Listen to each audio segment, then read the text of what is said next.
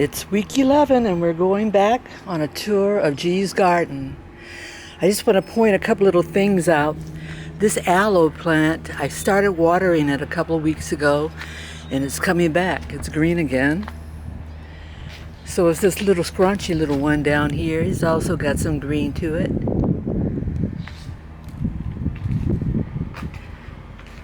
So just a little bit of water is all is necessary for these succulents. They may look like they're gone forever, but they do come back. Let's walk on down here to the garden.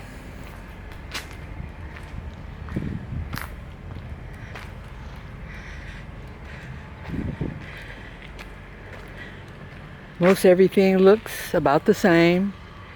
No changes around this area. One day we'll get around to putting some planters, raised bed planters on this side of the garden. Anyway, we have talk of that.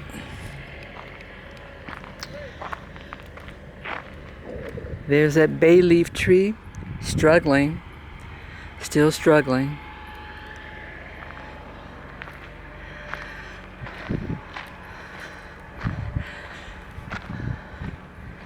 Head on down to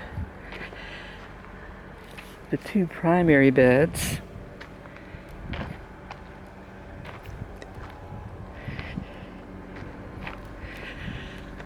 Got a little spider web on me. Whew. I hate walking into spider webs. We've got the back side of the zucchini. Got one in there I know G needs to get before it gets eaten on. This tomato plant's doing very well, still green. Still green, that's okay. It's gonna come along.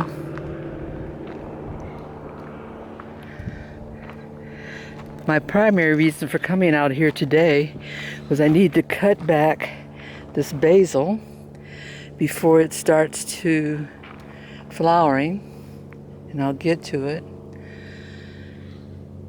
So it's looking really good.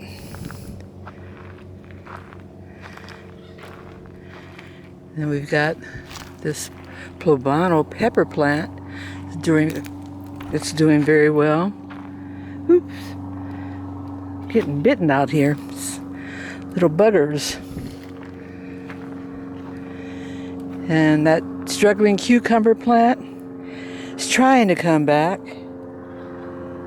We've got a cucumber in there that's growing, a couple of them.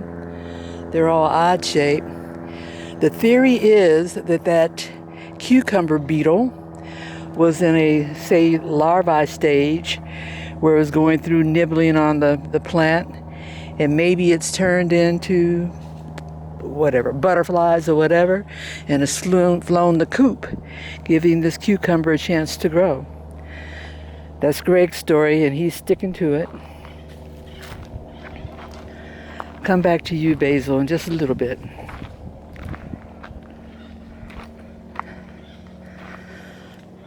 Okay. Looking at the eggplant. We've already harvested a few eggplants. Let's see if there's any more. Yeah, there's another one right there. And trying to get to them before the critters start nibbling on them. Some of them had little nibbles on them already, so we're trying to take care of that. Lots and lots of tomatoes on that plant, but they haven't got ripened yet. And this tomato plant has taken off. It's much taller now.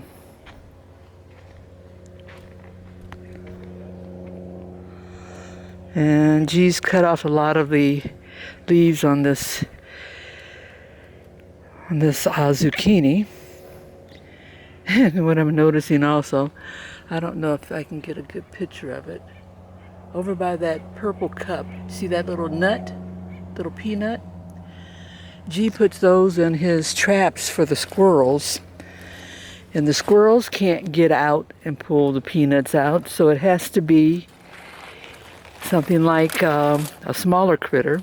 And he's thinking like mice that go in there. In addition, I want you to look in there. See that big old hole there? That's some critter that's dug up and trying to get to the roots or something in that garden. So instead of coming up from the bottom, it looked like that one was on the top. And we've had a lot of nibbles on these zucchinis lately, so I can see that.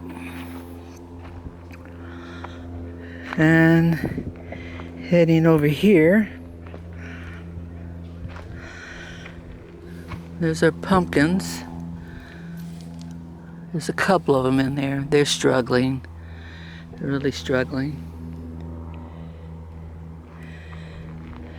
I was looking to see if I could find some hoof prints over here from the deer, because I know that in another area of the garden up above there's a lot of hoof prints over there. So I don't know if Bambi and his crew or her crew have gotten in there. Anyway, let's go over here and cut us some basil. I just noticed on this succulent that it's getting ready to bloom with something, a flower. About a week or so ago, there were a couple of other blooms I missed.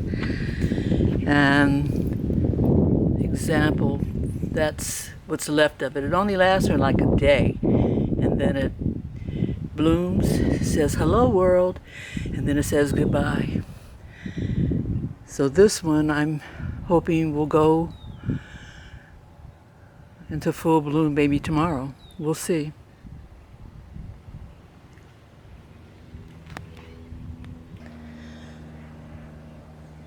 This is my basil harvest. There's a lot of basil out there, and even cutting out back all of this, there's still a whole lot more left. Cutting back like this allows the basil to just grow leaves and not flower. That's a good thing.